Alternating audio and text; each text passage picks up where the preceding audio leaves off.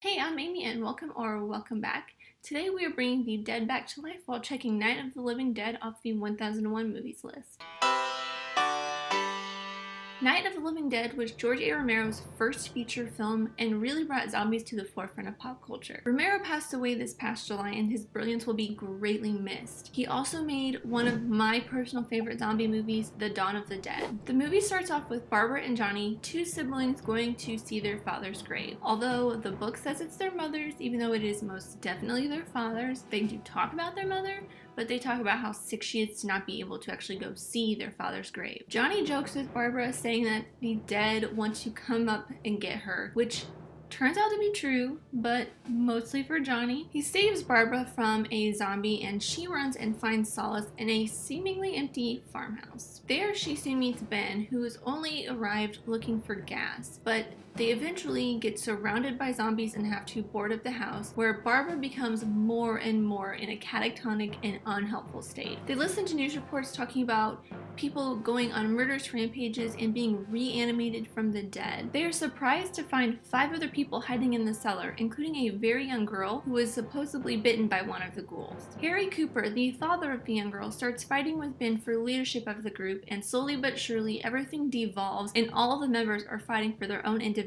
survival. The book doesn't go into a whole lot of detail besides just kind of the plot and a little subtext within that, but it does bring to light that Night of the Living Dead really touches on some of the underlying things that Americans were concerned about in the 1960s, like racism, civil unrest, and the breakdown of the nuclear family, while showing that not everything can be taken for granted and that good doesn't always prevail. The excerpt from the book ends with a quote saying, "For the first time, a horror movie reflected the sense of unease that permeated contemporary society with no offer of comfort or reassurance," which is still relevant today and maybe even more so with a lot of the recent events that have taken place. I'm going to try to keep my thoughts fairly short on this today. There's a lot I want to dig into that doesn't really pertain to the movie per se and what I want to talk about in this video. So I started a blog called The Movie Checklist, which you can check out in the description down below. There's not really anything posted on there right now except for probably this and maybe the movie review I did on Friday, but I'm going to probably go into a little bit more detail on some of the things that I noticed and little tiny details that just kind of didn't really have anything to do with the subtext and story of this movie that I wanted to talk about today, and I kind of just rambled, but oh well, go check out my blog in the link down below. One thing I did notice about this movie is that the zombies are very smart. They're a lot smarter than most any modern day zombies are in movies or even TV shows like The Walking Dead. They start using tools. They break the lights on Ben's car, they use tools to eventually break into the farmhouse, and Karen even uses a shovel or a spade or some kind of tool to kill her mother at the end. And I really like that, and I wish, since this was the first and kind of the really big basis for zombie movies, that they would carry this along to other zombie movies and make the zombies very smart. I was surprised at how nauseous watching the zombies eat Tom and Judy made me. Usually I'm kind of okay with that stuff unless it's like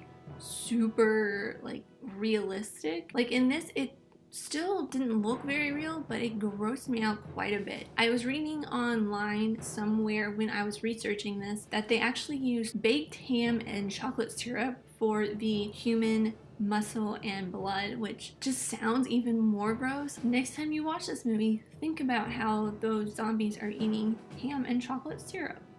I have a theory about Barbara. I have a theory that she was turning into a zombie the entire time. She is almost always in a catatonic, kind of loopy state, not really there, doesn't really help with anything, and I think that stems from when she was attacked by that zombie at the very beginning. It kind of looks like he tries to bite her, but then Johnny breaks it up before the zombie actually bites Barbara. But she starts acting very strange and almost zombie-like, just kind of standing there and staring. But what really set it off for me was when she was talking to Helen Cooper. Helen lights a cigarette with her match, and Barbara just stares at it very, very terrified until Helen puts the match out. And that kind of really hinted to me that maybe Barbara was a zombie all along. So that's just some food for thought. That's my opinion. You can let me know if you think the same thing, or if you know if that's actually anything canon within the movie, because I didn't really research that far into it, but If you have thought about that before, let me know. And the end credits on this are fantastic. Most of the time in the early filmmaking eras, they did credits at the beginning of the movie while setting up the story or the scene or the location kind of thing, which they didn't do in Night of the Living Dead, but instead they did all the credits at the end over top of a kind of documentary style newsreel images with voiceover from different people while they're kind of clearing the zombies and Ben out of the farmhouse. Move more quickly. I thought that really added to the documentary style that George A. Romero put into this, which I think is a really great idea because it gives it a homemade, independent kind of feel and is shot in a very run and gun style fashion with some shaky camera, and some of the shots are not perfectly focused or framed, so it makes it feel very real. I guess that's the way you can say it. It just makes it feel very real and raw and adds to the horror of it because this could be something that happens. There's zombies coming to get you and you're looking into the lives of somebody who gets attacked by zombies. And for being a low budget independent film, the sound design on this is pretty great. Throughout a lot of the scenes, you can hear the radio report or the TV playing in the background while the other characters are talking or boarding up the house or making their plan to escape the farmhouse. At this hour, we repeat, these are the facts as we know them. There is an epidemic of mass murder being committed by a virtual army of unidentified assassins. It's also unbelievable but totally awesome that the main protagonist in this movie is a black man. It's surprising that Romero made this decision, considering this movie was made towards the end of segregation, or right afterwards. But Ben getting killed at the end by the hunters or gang of whatever could possibly be a commentary on the fact that racism was still very much at large. One thing that a lot of blogs pointed out and that I noticed that they never actually called them zombies.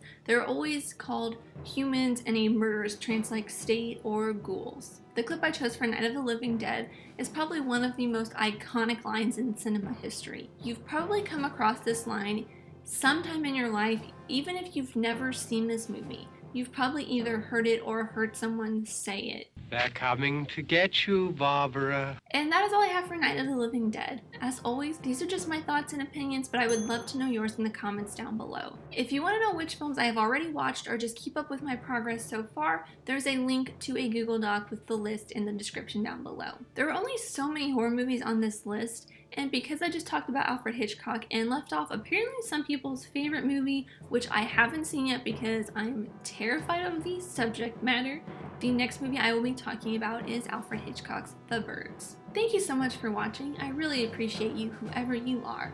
Let me know who you are in the comments down below and let's be friends. If you enjoyed this, leave a like and subscribe if you're new because I talk movies, TV shows, nerdy fun stuff, and throughout the entire month of October I will be talking horror and Halloween.